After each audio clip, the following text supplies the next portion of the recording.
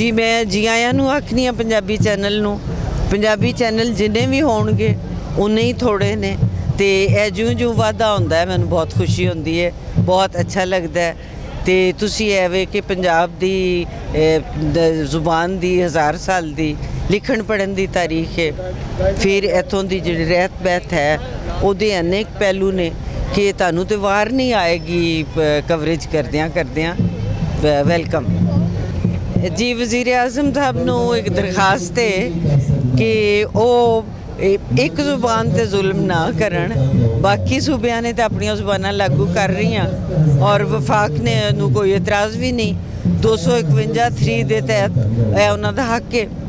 पंजाब ਨੂੰ ਇਹ ਹੱਕ क्यों नहीं दिता जा रहा? ਇਹ वज़ीर आज़म साहब ਨੂੰ दरखास्त है कि ਉਹ ਜ਼ਰਾ ਇਹਦੇ ਤੇ गौर फरमान और कोई मुहब्बत दा हमदर्दी दा रवैया रखन।